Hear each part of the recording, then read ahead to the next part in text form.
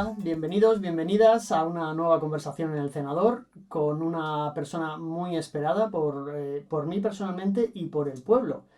Porque desde que yo empecé estas conversaciones y la gente se enteró que las estaba haciendo, yo decía, pues estoy hablando con gente del pueblo, sobre todo el mundo de la cultura. Ahora ya, como sabéis, en esta nueva temporada es gente de toda índole. Pero todo el mundo me decía, pues tienes que hablar con Paco de la biblioteca, pues tienes que hablar con Paco de la biblioteca. ¿Has llamado a Paco de la biblioteca? Pásate por la biblioteca y pregúntale a Paco. Paco tiene que estar. Y entonces yo dije, bueno, Paco el de la biblioteca, yo no sabía nada del pueblo, dije, pues si todo el mundo dice que tiene que estar, voy a hablar con él. Fui a hablar con él y me dijo, déjame que me lo piense. Ha pasado un poco de tiempo. Fue así. Y te lo has pensado, estás aquí y yo estoy súper feliz porque yo en ese tiempo, desde que me lo dijeron hasta hoy, he tenido la suerte de conocer un poco más a Paco personalmente y, por decirlo de alguna manera, profesionalmente.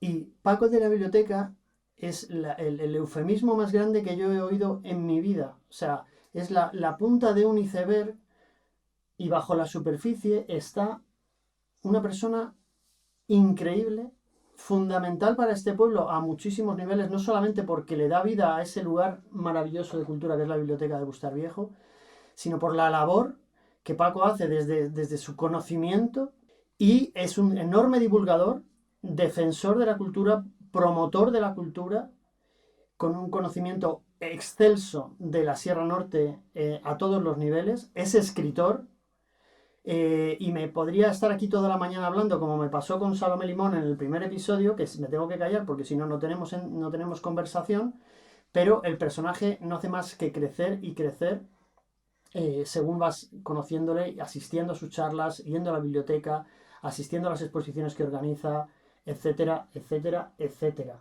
Así que Paco, entenderás que para mí es un pedazo de honor. La gente me ha dicho, tienes a Paco, joder, viene Paco, que viene Paco. O sea que hay mucha expectación. Esa expectación la pudimos ver el otro día en Bailanderas. Paco dio una charla maravillosa sobre fiestas tradicionales, en este caso el caso de la vaquilla, en Bailanderas, en el bar, donde se hacen charlas, hemos hecho charlas mucha gente y ha venido la familia y amigos, y en la charla de Paco no cabía un alfiler, se quedó gente fuera. O sea, para que veáis la magnitud de la persona que está hoy con nosotros. Yo sé que tú eres muy tímido, no te quiero poner nervioso, pero quiero que la gente sepa quién está hoy aquí. Entonces, yo te voy a decir los temas, Paco, de los que a mí me gustaría hablar contigo hoy porque son innumerables y yo no quiero tenerte aquí toda la mañana y agotarte. Pero Francisco Martín Baunza, he dicho, es ponente, es escritor, es divulgador, dirige la biblioteca con gran éxito desde hace un montón de años, ahora nos dirás cuánto. La biblioteca de la que hablamos es la biblioteca Jorge Martínez Reverte, la biblioteca de Bustar Viejo. También quiero hablar de por qué se llama Jorge Martínez Reverte y cuál es de la figura de Jorge Martínez Reverte, porque una cosa que ha pasado en estas charlas es que hemos hablado de Schlosser, hemos hablado de todos los artistas increíbles que han pasado por aquí y el nombre de Jorge Martínez Reverte no se mencionaba. Hasta Fernando Montesinos, que fue la entrevista número, no sé, 15 o 20, nadie dijo Jorge Martínez Reverte en una conversación en el Cenador. Entonces, uno de los motivos por los que yo quería que vinieras tú, pues yo sé que tú tuviste amistad y mucho respeto mutuo profesional, y me gustaría que me hablaras también de su figura. También me gustaría que me hablaras de tu faceta de escritor. Paco tiene, yo he apuntado aquí 4 libros, creo que son más, me corriges si me equivoco también, Los cuentos del viejo Gustas, La vida tradicional en la Sierra de Madrid, que es un libro fundamental para cualquier antropólogo o persona que le guste el mundo de las tradiciones y la cultura popular. Anatomía de la ferocidad cotidiana, que lo tengo yo aquí y que es mi título favorito. Y luego un título que a mí me encanta, que es Dos yacimientos con grabados rupestres prehistóricos en Bustarviejo, que no sé si es un libro de ficción o es un libro de real. A mí me gusta mucho que me hablas de tu faceta de escritor y sobre todo de esa forma en la que tú hablas con un amor increíble de lo rural, pero sin romantizarlo. No hay esa cosa romántica y paternalista sobre, o sea, cuando se ha pasado hambre tú dices hambre, y cuando se ha pasado frío tú dices frío, y cuando hiciste la charla en la biblioteca sobre la muerte en Bustar Viejo se te ponía los pelos de punta. había un enorme amor, pero no hay un romanticismo. Eso también me gustaría que lo...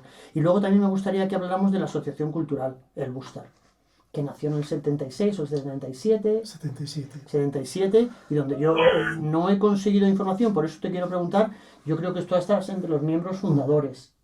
No, No, pero casi. pero casi. Y que eres una persona muy activa en la asociación y la asociación creo que sigue viva. Estos son los temas que a mí me gustaría tratar. Ya ves que es mucho, entonces, ¿por dónde te parece que empecemos? La biblioteca cumple 40 años, a lo mejor es un buen sitio para Podemos empezar. empezar por ahí, sí. Muy bien. Antes de nada, que la pregunta se la hago a todo el mundo y me gustaría preguntarle a ti también. Francisco Martín Baonza. ¿Cómo llega Francisco Martín Baonza a Bustarviejo? ¿Nace en Bustarviejo? ¿Llega una vez nacido? ¿Llega de adulto? Curiosamente yo nací en Madrid. Digo curiosamente porque en el año en que yo nací, en el 61, ningún niño de Bustarviejo nació en Madrid. Mi madre había tenido algún aborto ya y el médico local le aconsejó que se pusiera en manos de un médico de la capital. Y ese fue el motivo, por puro accidente, yo nací en Madrid. Pero claro, toda mi familia es de aquí, por las dos ramas, y desde luego yo me siento muy vinculado a Bustarviejo, como cualquiera que me conozca sabe, sí. Sí, y de hecho, claro, ahora recuerdo que en la última charla que hiciste, la de Bailandera, sobre las fiestas populares, sacabas una foto donde decías, había una niña pequeña con otra Sí. mujer y decías, esta es mi madre. Era una foto del año 1923, y ahí aparecen mi abuela materna con mi madre, que es una niña de unos 3 años, y un hermanito que es el que sostiene la vaquilla de juguete. Sí. La vaquilla de juguete no habla de una vaquilla de un animal, de un toro, de una vaca joven. La vaquilla era una fiesta popular, hay una exposición ahora mismo en la biblioteca hasta dentro de poco. Hasta el 4 de marzo. Hasta el 4 de marzo. Espero tener este vídeo editado y subido al canal antes de esa fecha para que no os la perdáis, porque es una fiesta muy popular en toda la Sierra Norte. Lo fue, ahora lo es menos, pero se está recuperando y una de las formas de recuperarlo es divulgándolo, como ha hecho Paco en la biblioteca. ¿Cómo era ese Bustarviejo que conoció el Francisco niño? No tiene nada que ver con el actual, absolutamente nada. Era un pueblo de entrada mucho más pequeño. De hecho, Bustarviejo oscilaba en torno a 1.300 habitantes. En los años 70-80 la población descendió. Yo creo que descendió hasta los 1.000 habitantes o igual un poquito menos. Y luego ya ¿Por temas migratorios, por enfermedades o...? No, pues la población de los pueblos que se marchaba a la capital. Vale. En los años 60 se ha iniciado el cambio de España en general, económico, y el éxodo rural, que ya venía de atrás, en esos años se acelera. Y Bustarviejo pierde población. Yo recuerdo, por ejemplo, en mis años de universidad, de venir a Bustarviejo los fines de semana y no ver casi niños. Es decir, hubo ahí unos años en el que el bache era ya muy perceptible. Incluso comentarios de alguna gente de, ay, es que este pueblo va cada vez a menos, tal y cual. Bueno, eso duró poco porque enseguida comenzó la llegada de nueva población que ha tenido su máximo exponente ahora en la pandemia, ¿no? Pero que en los años desde 2000, yo creo que desde 2000 empieza a tener una curva ascendente muy rápida. Y eso ha cambiado a Bustarviejo de raíz. No solo eso, es decir, la población local también se ha ido transformando, pero esta llegada de población nueva, que si yo no me equivoco ya supera a la autóctona, es la que ha cambiado completamente Bustarviejo. Cuando yo abro la biblioteca en el año 82, es una biblioteca rural en un sentido estricto. Y ahora es una biblioteca que yo podría decir que es de una zona metropolitana. Totalmente. Es decir, las demandas que yo recibo en la biblioteca de los lectores no creo que se distingan mucho de las que reciben en Alcobendas o Fuenlabrada. Aparte de que el espacio es muy moderno, no es una biblioteca de pueblo. Eso para empezar, ¿no? En el año 2000 hicimos el traslado con la ampliación, Pero lo que a mí me pide la gente en la biblioteca es que ya no tiene nada que ver con lo que había antes. ¿Se te ocurre algún Es decir, ejemplo? la biblioteca es un observatorio, yo lo he dicho desde hace mucho tiempo, es un observatorio de Bustarviejo perfecto. Es decir, se ven muchísimas cosas ahí.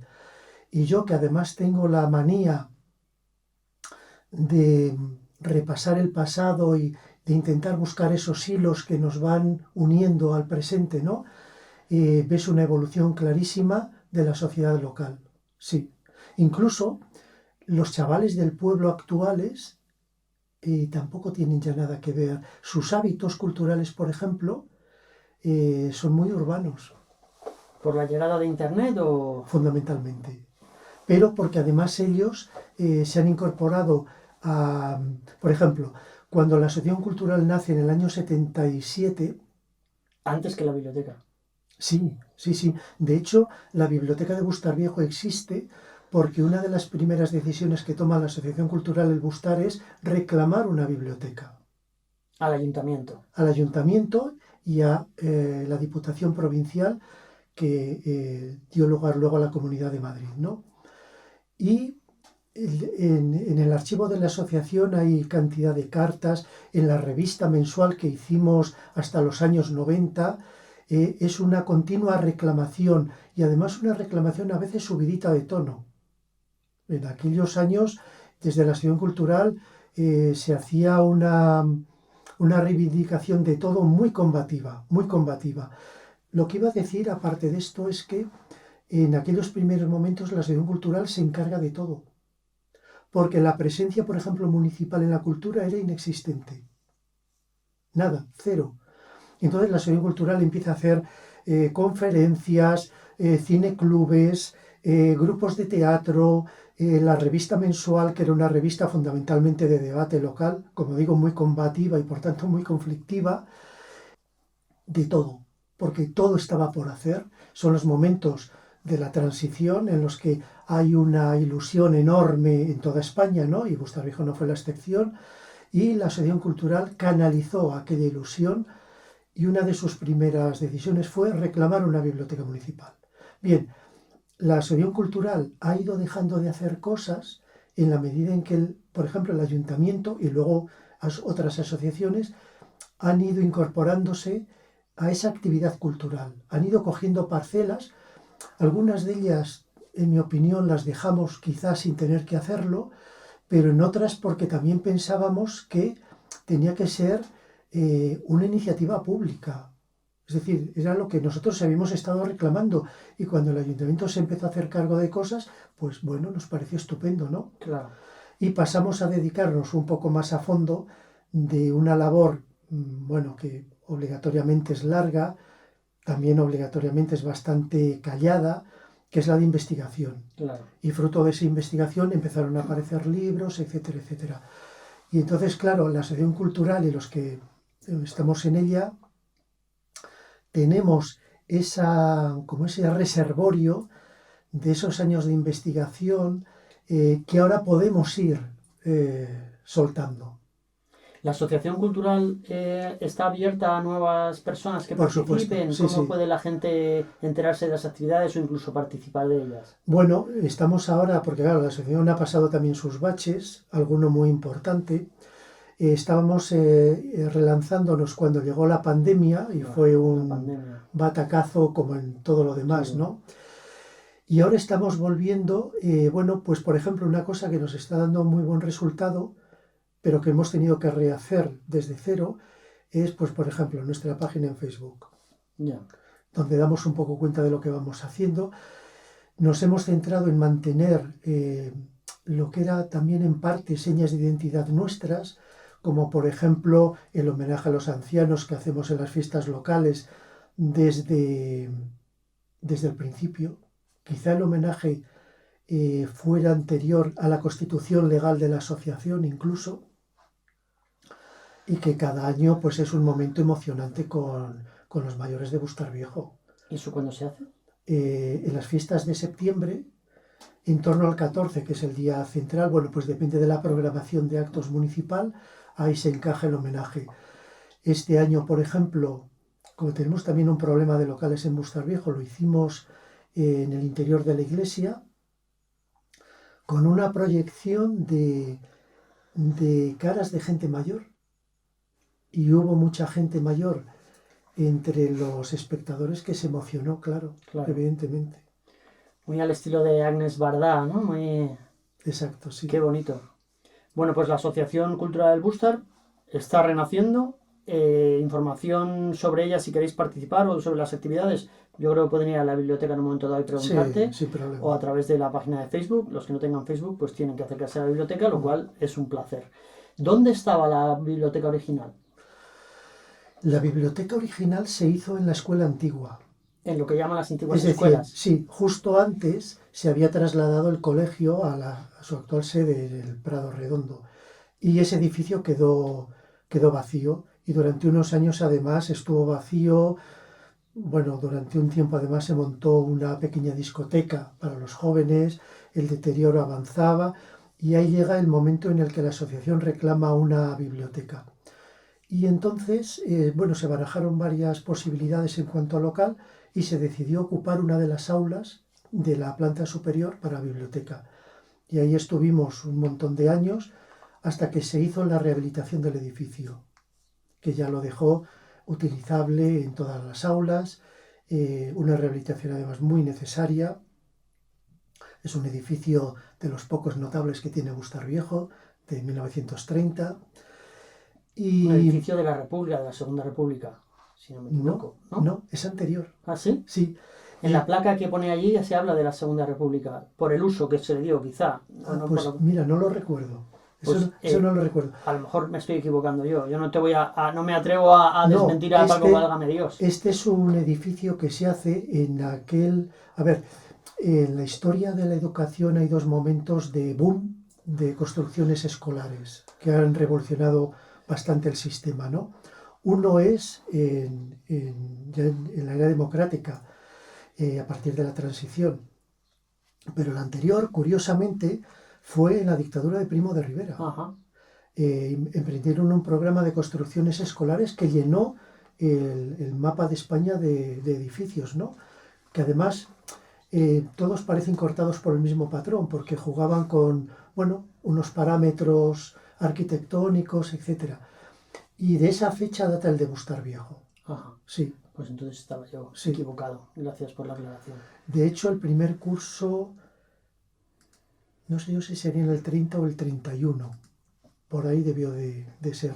Bueno, entonces ocupamos ya, en ese momento de la rehabilitación, se amplía a toda la planta de arriba. ¿Y los libros eran donados o se compraron o cómo? Se hizo ya en un convenio con la Diputación Provincial que aportaba el lote fundacional, 2.500 volúmenes. Bueno, bien. Sí, muy bien elegidos además, con toda la parte técnica ya dependiente del Servicio de Bibliotecas de la Diputación Provincial.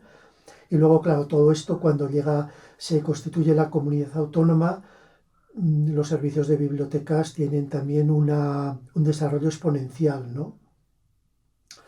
Y unos años después, esa biblioteca ya se nos ha quedado pequeña y se logra incluir la construcción de la actual en el famoso Plan Prisma, que viene con fondos, yo creo que europeos a través de la comunidad autónoma, y se hace la biblioteca actual que duplica esa otra duplicación anterior. Es decir, que desde el año 82, en estos 40 años, vamos duplicando espacios, y ahora, si tuviéramos más, nos vendría muy bien.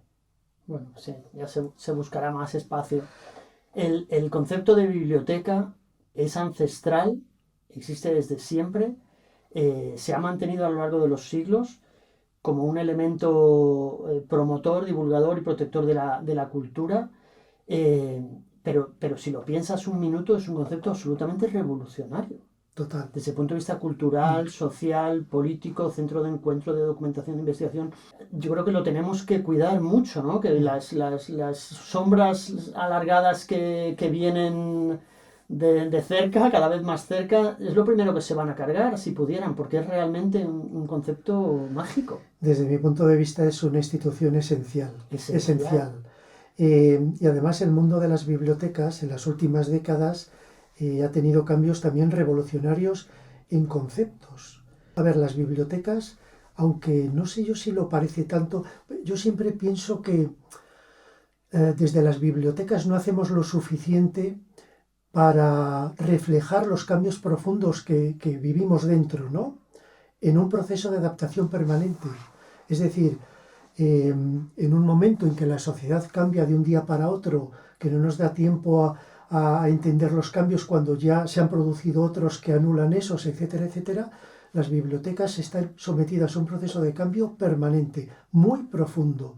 Desde las bibliotecas como lugares donde se atesora la cultura, pero en un sentido de que casi no la podemos tocar porque es un tesoro, etcétera, etcétera. Eso ha cambiado completamente. Ha cambiado, pero hay mucha gente que todavía tiene esa idea de la biblioteca. Pero todavía tienen su espacio en la biblioteca, ¿no? Es la gente que quiere la biblioteca como un lugar de recogimiento y de investigación o de disfrute, claro, lo tiene. Tenemos que procurar que claro, lo haya, hay evidentemente. Que respetar ese espacio. Sí. Es un poco el núcleo. Exacto, el núcleo a partir del cual tú irradias todo lo que puedes irradiar, ¿no? Efectivamente.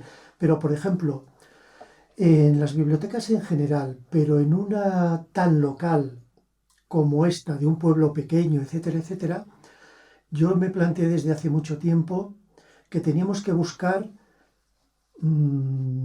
algo más propio, que sin embargo es algo general de las bibliotecas, pero que yo concreté en el proyecto de colección local. Es decir, la biblioteca como un lugar que a escala local almacene la memoria de Bustar Viejo, que me parece algo fundamental.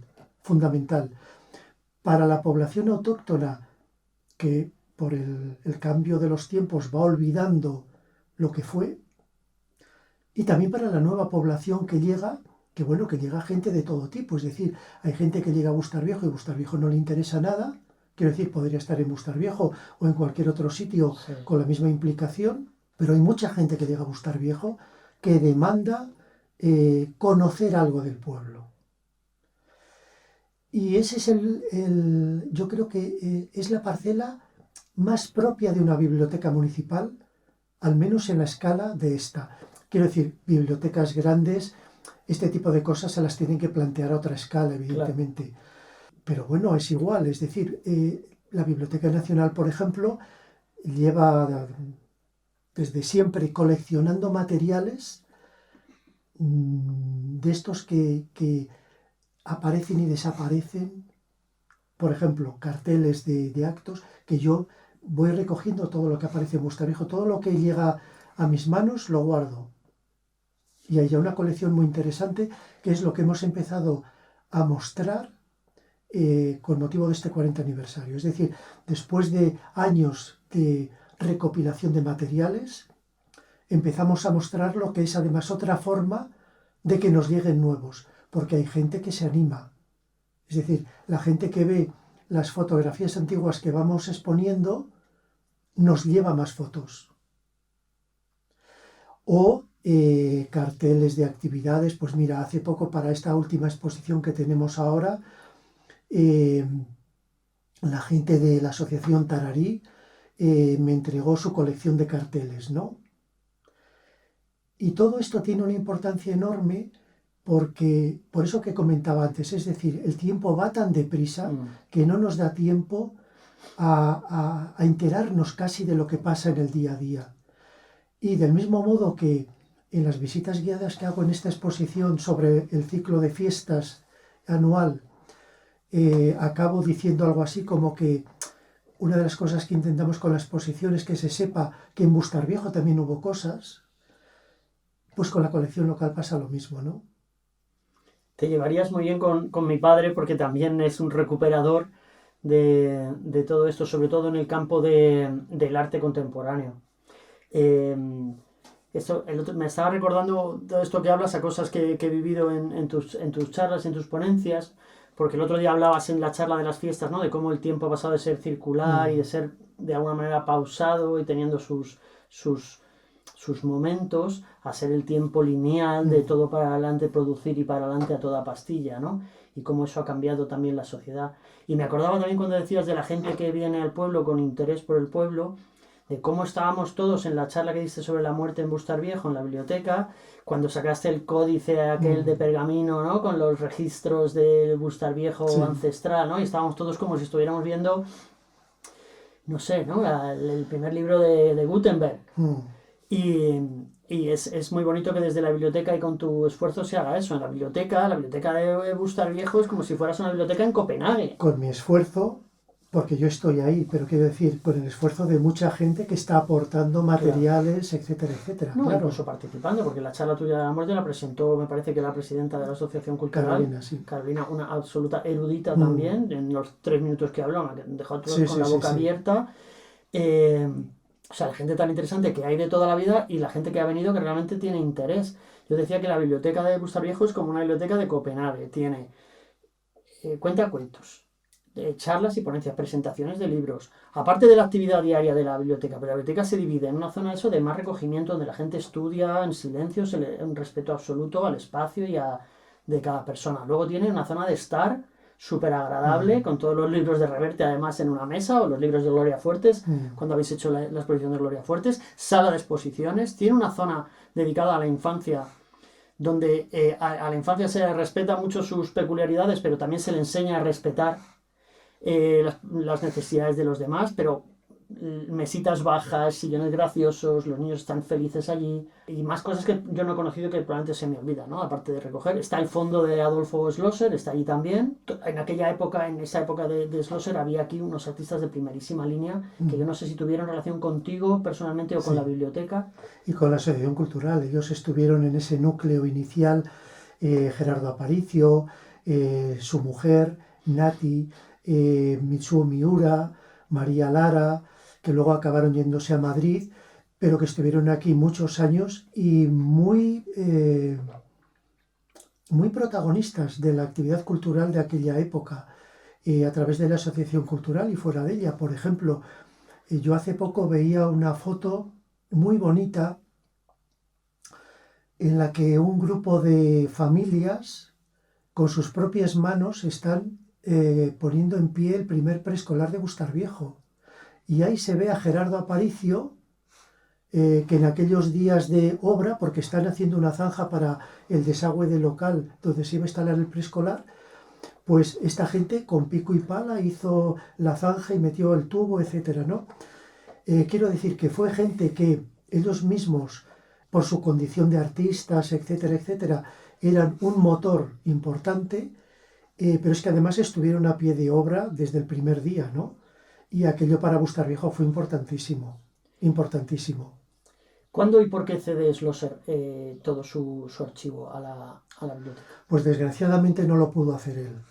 Él había muerto ya y fue curioso porque en esto que tiene que ver con la colección local, donde reunimos todos los documentos sobre Bustar Viejo bajo cualquier punto de vista y en cualquier formato, yo pensé, sería estupendo tener una sección dedicada a Adolfo Schlosser, que además había sido medalla de Bellas Artes, en fin, que era en el mundo del arte una persona fundamental.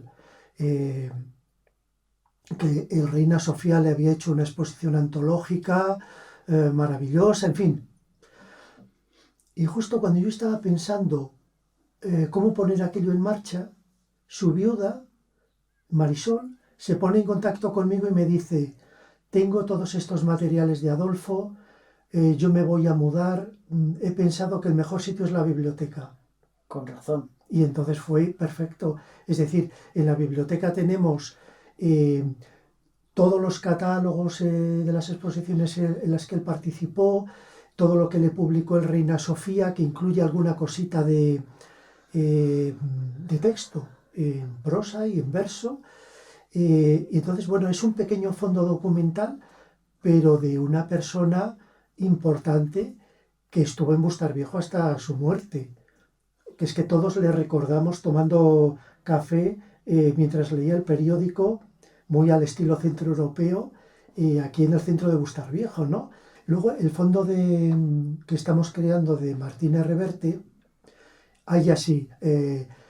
Bueno, él había hecho además una oferta a la biblioteca que no pudo ser atendida, que era la de traer a la biblioteca de Bustarviejo toda su biblioteca de libros de historia, la suya y la de Santos Juliá, otro especialista. Sí, un historiador. Hubiera sido una sección dedicada a los temas que ellos trataron fundamentalmente, que era República y Guerra Civil. Aquello no pudo salir adelante, pero cuando muere Jorge... En el 2021, si no me equivoco, hace muy poco. 2021, efectivamente, sí. Yo creo que casi le conocimos. Ahora dudo si fue en 20 o 21, pero bueno, sí. A ver, Jorge fue una persona que estuvo en Bustarviejo unas décadas, muy vinculado a Bustarviejo. No en la parte, digamos, pública, sino vinculado a través de sus amigos, que eran muchos, y con los que tenía una relación muy estrecha.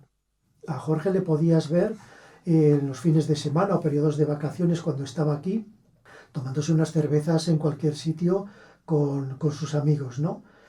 Y fue un vínculo muy estrecho con Bustarviejo.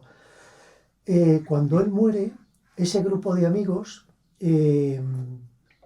propone al ayuntamiento hacerle un homenaje local y dar su nombre a la biblioteca. O sea que es muy reciente ese nombre. Muy reciente. Yo pensaba que era de cuando... No, que va.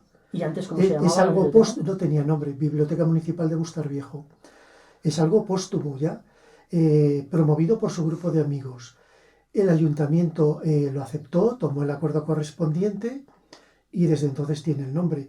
Y eso que se podía haber quedado en ese homenaje que se hizo y en la denominación de la biblioteca, pues desde la biblioteca lo que procuramos fue darle contenido. ¿Cómo?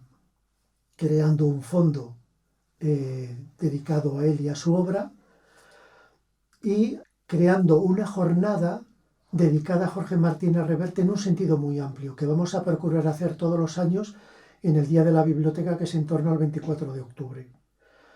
Entonces, el año pasado, por ejemplo, que ha sido la primera ocasión, pues vinieron Mercedes Cabrera, su compañero de tertulio, ahora no recuerdo, Miguel, siento no recordar su nombre, otro profesor, que entre los dos recordaron diferentes facetas de Jorge, como novelista, como historiador y como periodista, que son, digamos, sus tres facetas principales. Y esas tres facetas son las que queremos recordar en la biblioteca, al menos en una jornada anual. Ya veremos cómo y con qué recursos, porque si no, claro, pues sí, Biblioteca Jorge Martínez Reverte, pero bueno, eso se agota en sí mismo, ¿no?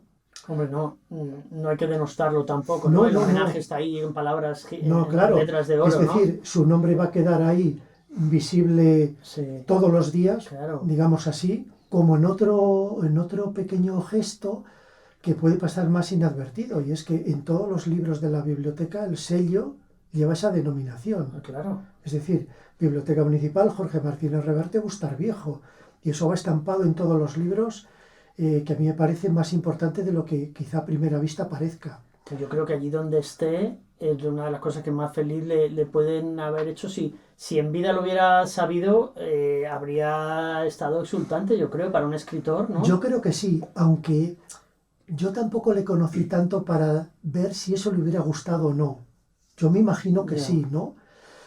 Por esa vinculación que logró mantener con el pueblo, además, ¿cómo decirlo? Sin esfuerzo y sin artificio, diría yo. Es decir, porque él era así.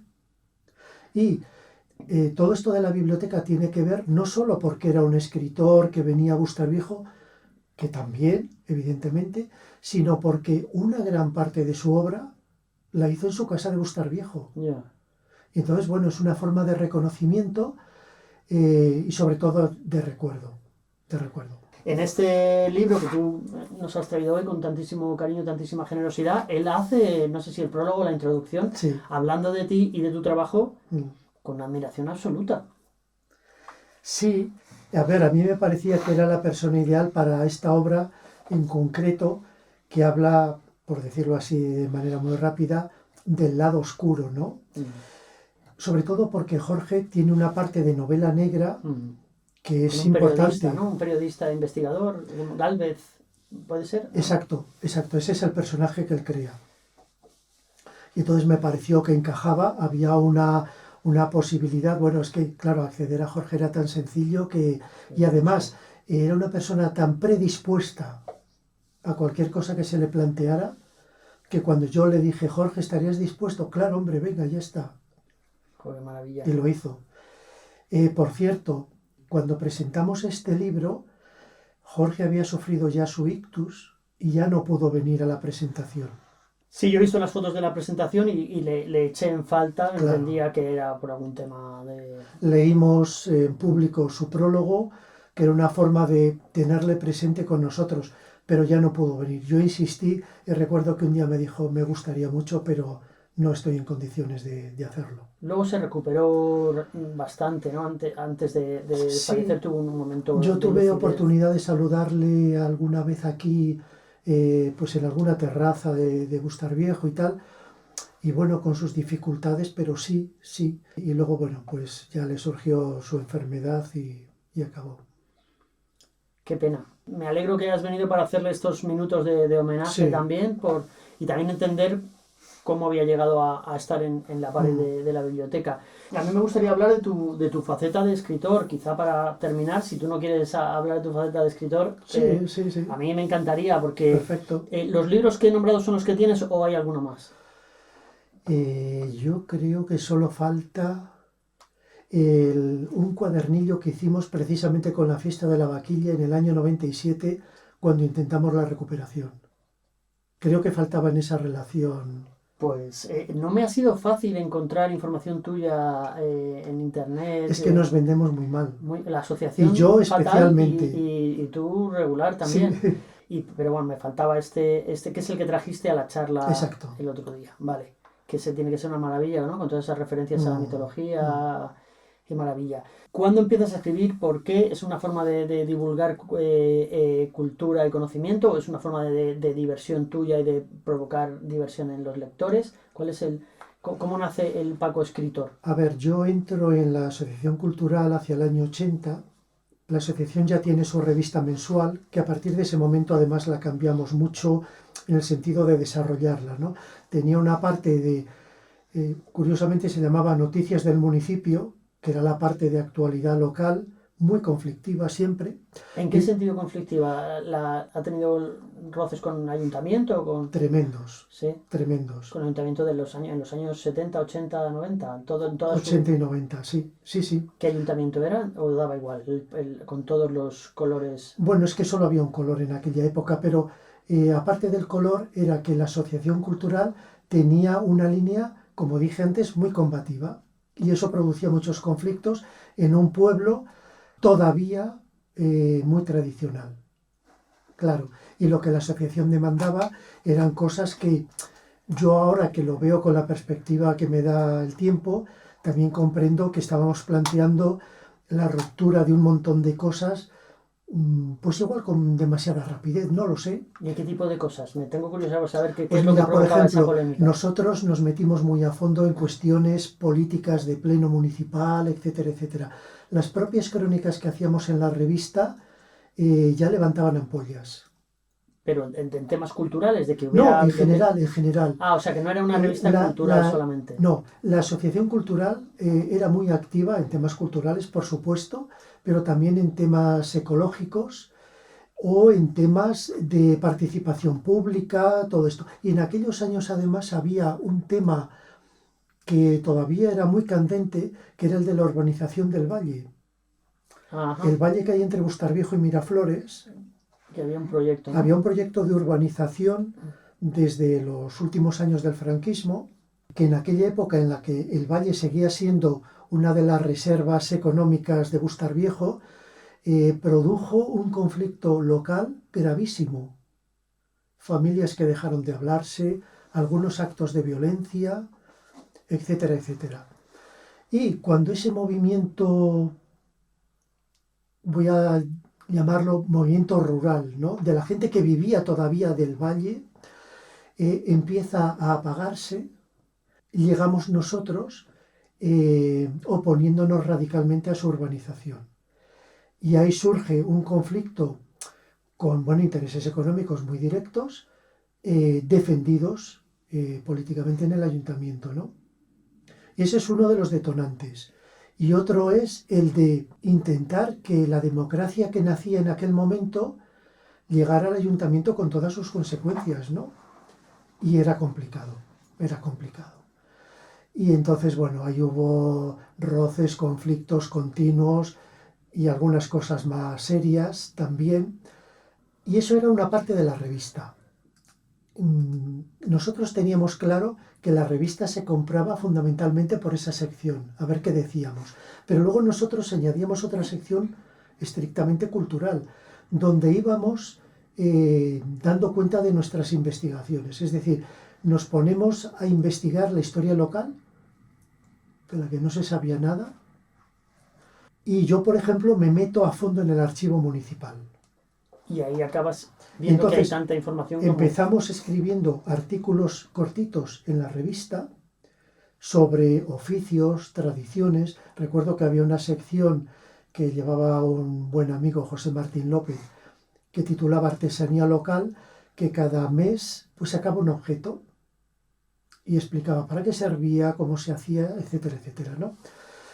Y toda esa sección cultural de investigación y al mismo tiempo, claro, recorriendo el término municipal de cabo a rabo, fotografiando, haciendo planos, tomando notas de un mundo que ante nuestros ojos desaparecía físicamente.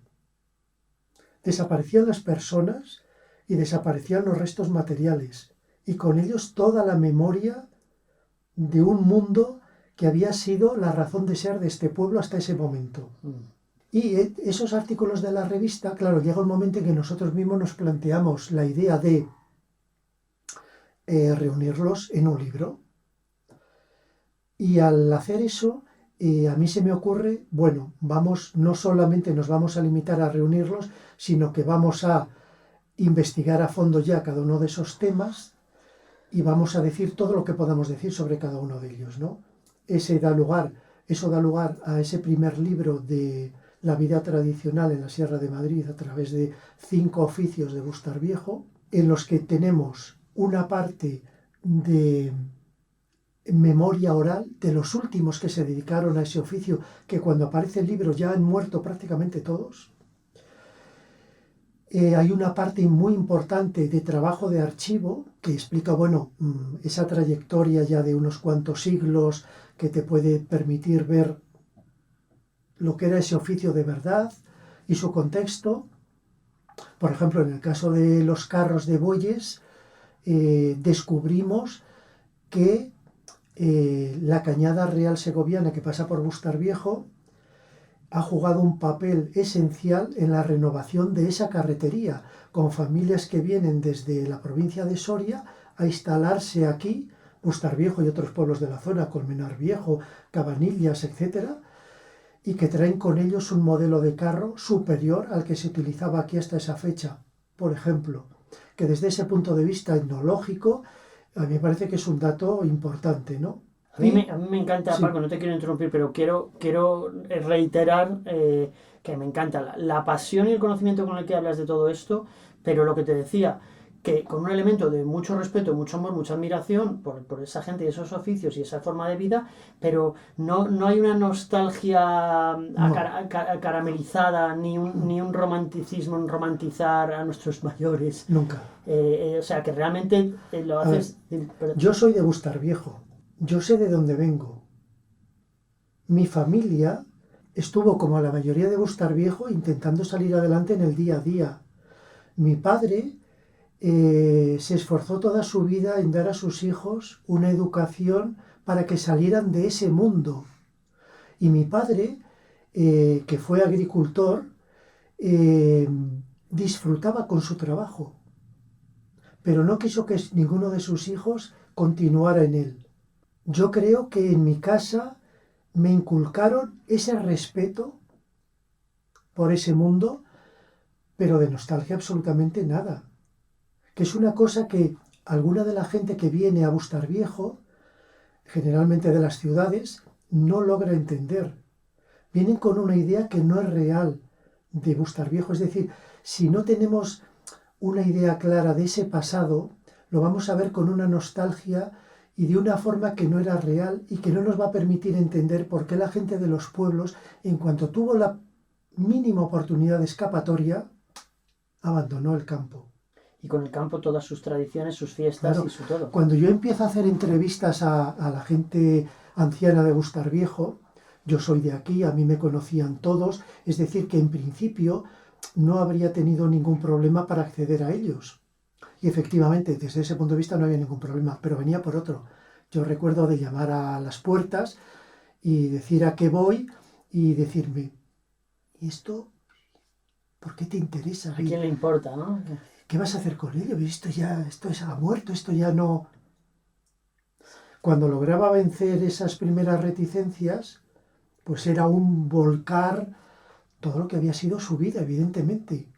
Y además viendo que yo lo recogía con respeto, pero quiero decir, ya estaba instalado ese sentimiento de me he deshecho de esta vida que apenas me permitía sobrevivir y ahora tú me vienes a preguntar para que yo recuerde. Ya, un evento casi traumático, ¿no? Claro, entonces este tipo de cosas yo creo que son importantes. Y desde luego yo, en este libro de la ferocidad cotidiana, lo digo al principio, la vida de los pueblos no era esa cosa feliz, esa cosa que con mucha ingenuidad se presenta de contacto con la naturaleza. No es cierto. Eso es ahora. Eso es ahora. Claro. Eso es Eso ahora. es lo que vive mi hija ahora. Efectivamente. El contacto con la naturaleza era de supervivencia. Claro. Y casi siempre por debajo del umbral de supervivencia. Es decir, yo recuerdo a mi padre saliendo muchas noches a la puerta de casa a ver qué aspecto tenía el cielo. Porque si el cielo se torcía, podía peligrar el trabajo de todo un año. O momentos de heladas terribles que podían llevarse toda la cosecha, ¿no? Es decir, la gente, incluso fíjate, otro recuerdo que tengo yo de cuando me perdía por el campo días enteros, cuando todavía había gente, serranos en el campo, que ya no los hay. Y me encontraba con algún pastor, hola, ¿dónde vas? Y yo le decía, pues a dar una vuelta. ¿Cómo a dar una vuelta? Es decir, ellos no entendían que al campo se fuera a dar una vuelta. Claro. Al campo se iba a trabajar.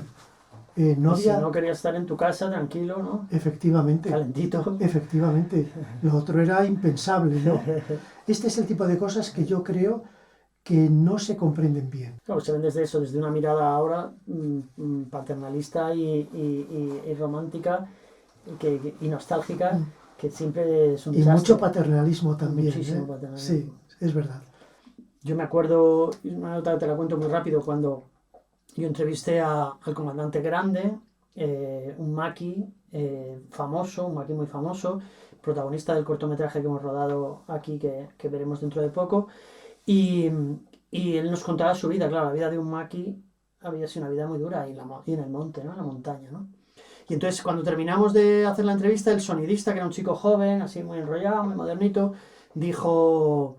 claro, es que ustedes han sufrido mucho y los jóvenes no hemos sufrido y los jóvenes tenemos que sufrir para aprender lo que es la vida y tal. Y entonces aquel hombre mayor le miraba con una cara como diciendo, ¿pero qué dices, chalao? Y cuando les dejó terminar de hablar, y cuando terminó le dijo, mira, chaval, llevamos 1 hora y media de entrevista y no has entendido nada. Yo las he pasado canutas, pasado frío, para que tú claro, te puedas ir de botellón y exacto, te puedas ir a la biblioteca, a entrar en exacto, internet Entonces, yo ahí, escuchándoles, he entendido que hay que disfrutar y que lo que romantizamos no es lo que tenían, es lo que tenemos nosotros y sí, lo proyectamos, ¿no? Yo considero que pertenezco a una generación bisagra, ¿no? Yo he visto el final de ese mundo directamente, además en mi familia, y veo el mundo del presente. A mí me ha costado bastante entender el mundo del que vengo, porque ya no estaba completamente dentro de él.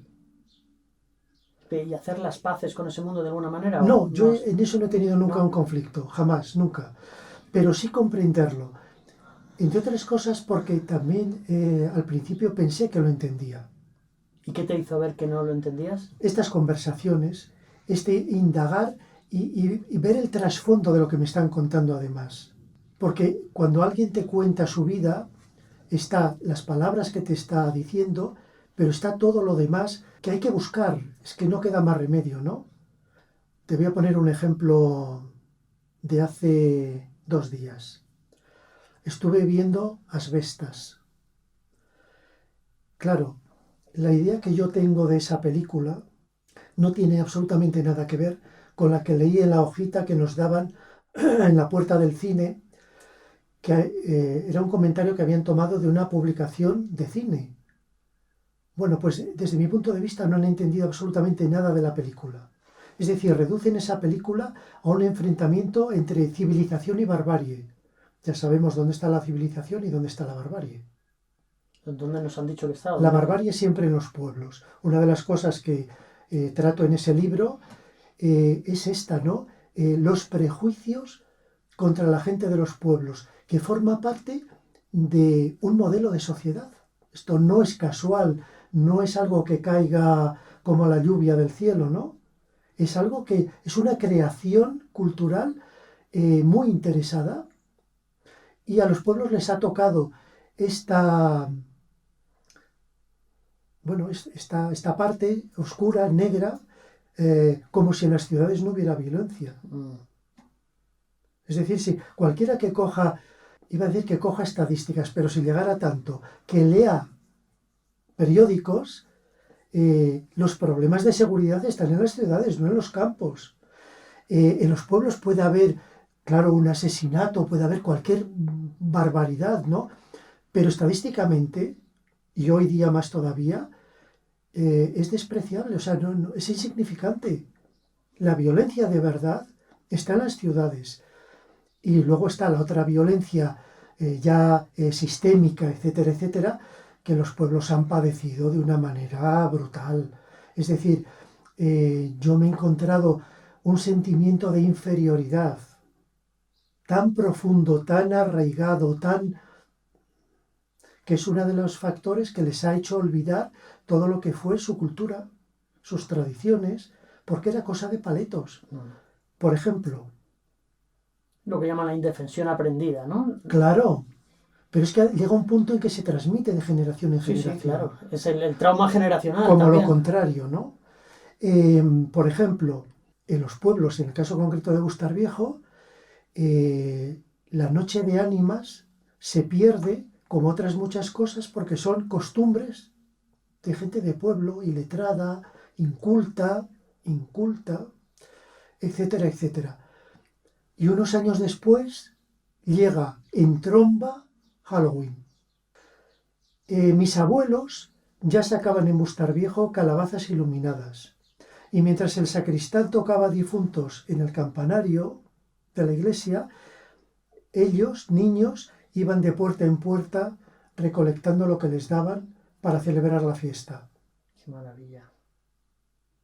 Pero eso se pierde porque es cosa de paletos, cosa de gente inculta. La fiesta de la vaquilla, que es una de mis cosas preferidas porque por toda la carga cultural, simbólica que tiene, una de las cosas que a mí me maravilla es que esta gente inculta de los pueblos ha mantenido un rito que se pierde en la noche de los tiempos, hasta ayer o hasta hoy en algunos sitios, por fortuna todavía, ¿no? Y sin embargo, hasta hace muy poquito, en que se ha empezado a reivindicar todo esto, pues eran cosas de pueblo. Esas cosas de pueblo que me contaba Julián, mi vecino. Julián Hijano. Fue el último niño que nació en el pueblo. O sea, conoció Bustar Viejo, más joven que yo, debe tener 40 y pico, ¿no?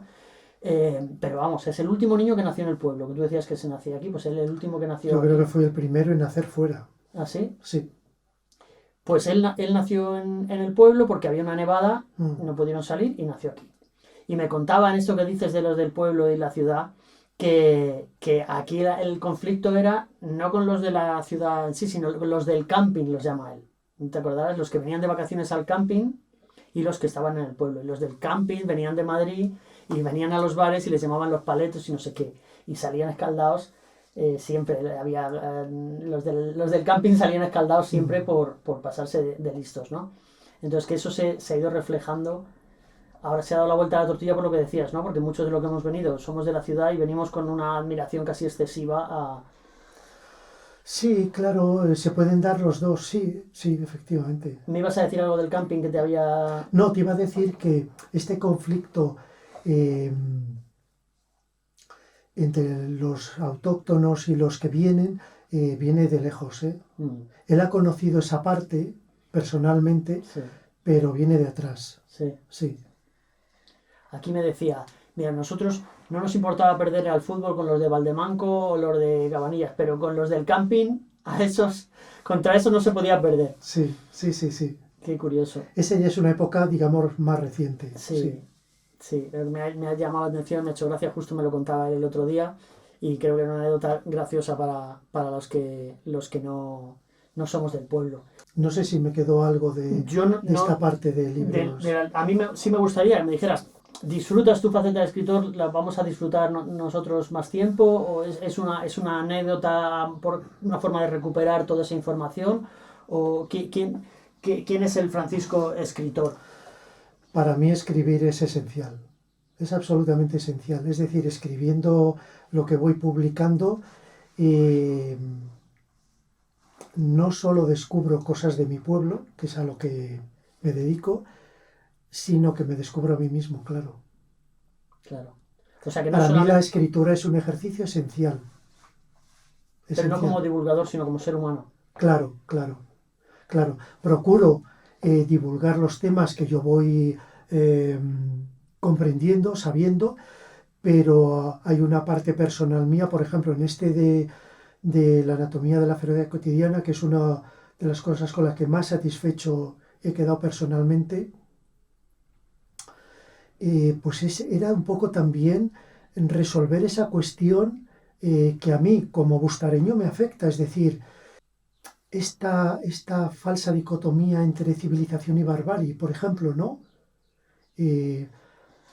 Yo escribo lo que escribo, pero detrás hay una reflexión personal que en mi caso ha sido profunda. Y esa es la parte esencial. Y luego a mí es que me gusta mucho en la lengua. Disfruto mucho escribiendo. Mucho, mucho. Entonces hay una serie de intereses que se van sumando. El interés por investigar, comprender, el interés por divulgar, compartir, el interés personal mío hacia mí mismo y luego el placer que me produce. Entonces se da todo. Fijaos a quién tenemos al cargo de la biblioteca Jorge Martínez Reverte de Bustarviejo. O sea, no podríamos tener a nadie mejor. Bueno. Yo creo que yo ya lo había intuido y creo que todos los que nos estáis viendo y las que nos estáis viendo y escuchando, veis que es un auténtico privilegio. Los libros de Paco, de Francisco Martín Baonza, los encontráis en la biblioteca, por supuesto, y en la papelería de Bustarviejo. En la papelería de Bustarviejo están a la venta. Así que si tenéis interés o curiosidad, de estas dos maneras los podéis encontrar. Yo no te quiero robar más tiempo. Yo tampoco quiero... Bueno, una cosa importante que te quería preguntar. ¿Existen realmente unas grutas con pinturas rupestres en Bustarviejo? Que yo sepa, ¿no? Este libro tuyo que es 2 yacimientos con grabados rupestres prehistóricos en Bustarviejo es ficción. No, es real. Grabados rupestres. Ah, vale. ¿Qué diferencia hay? A ver, de entrada en Bustarviejo es muy difícil que haya cuevas por la composición geológica. ¿De acuerdo? Hay cubachos, quiero decir, rocas que han caído unas sobre otras y han formado una cavidad, algunas o casi todas de ellas utilizadas por pastores como refugios, etc. Por ejemplo, en La Pedriza, en uno de estos refugios, sí encontraron pinturas rupestres.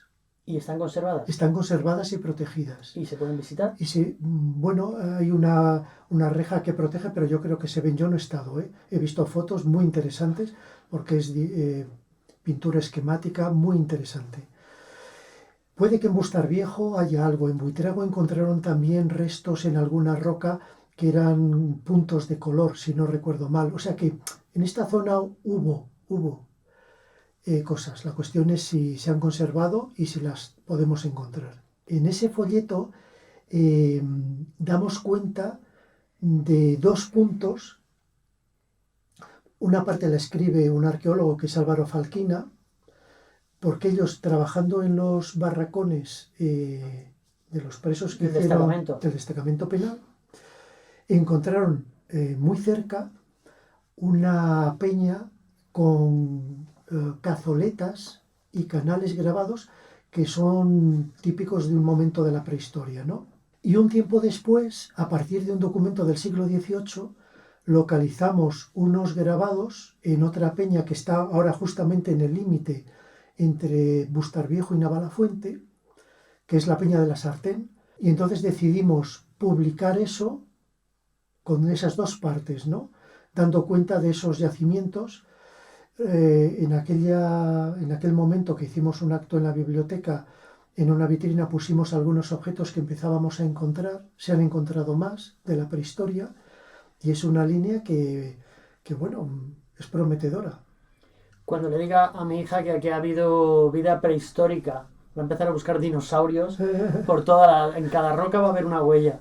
Claro, aquí fósiles no podemos encontrar por la composición del terreno. Si fuera zona de calizas, como el famoso yacimiento de neandertales aquí en Pinilla, pero aquí no hay. Pero restos de otro tipo, tenemos algunas piezas paleolíticas y neolíticas, Qué maravilla. por ejemplo. O sea que, y esto es muy reciente, porque en Bustarviejo no se había investigado nada de este tipo. A mí no me gusta acabar yo estas conversaciones, siempre digo lo mismo, me gusta que la persona que viene tenga un espacio sin mi injerencia para hacer un llamamiento, un comentario, una petición, lo que tú quieras, algo quieres invitar a la gente, ¿hay algún evento, algún acto por el 40 aniversario que creas que la gente tiene que saber y que no pueden faltar? No hay un acto, digamos, principal, sino una sucesión de actos, ¿no? Bueno, exposiciones en las que procuramos sacar cosas ya de la colección local, o, por ejemplo, va a terminar con una exposición sobre la obra fotográfica de Bernat Armangué, que es corresponsal de guerra, aunque su exposición creo que no va a tratar de ese tema, bueno, pues intentando no entrar tampoco en un asunto que es delicado y duro, ¿no? Y luego, pues nada, una cosa importante de la biblioteca es lo que se va a poner en marcha ahora, que es un plan de animación a la lectura organizado por la Fundación Germán Sánchez Ruy Pérez. La biblioteca de Bustarviejo ha sido seleccionada con otras 16 de la Comunidad de Madrid para participar en un proyecto que es muy prometedor, porque es de esas cosas que los bibliotecarios vemos generalmente en la literatura profesional, casi siempre referido a otros países más desarrollados, ¿no? Y ahora vamos a tener la oportunidad de poner en marcha un proyecto en Bustarviejo y en otros 16 municipios de animación a la lectura en bibliotecas rurales, que, bueno, tiene unos objetivos muy claros, y uno de ellos es la participación de la gente en el diseño de actividades, por supuesto en la participación, incluso en la evaluación. Y yo creo que esta es una oportunidad para la biblioteca, a mí me parece esencial. Vamos a ver hasta dónde podemos llegar, pero es una oportunidad de dar un salto hacia adelante. Sí. Pues estemos atentos y participemos, y de vez en cuando, porque siempre está pasando algo por allí y siempre se puede aprender algo de Paco y echar una mano en alguna cosa. Muchísimas gracias por venir, ha sido un auténtico placer. Muchas gracias por invitarme. Eres muy esperado y eres muy bien recibido.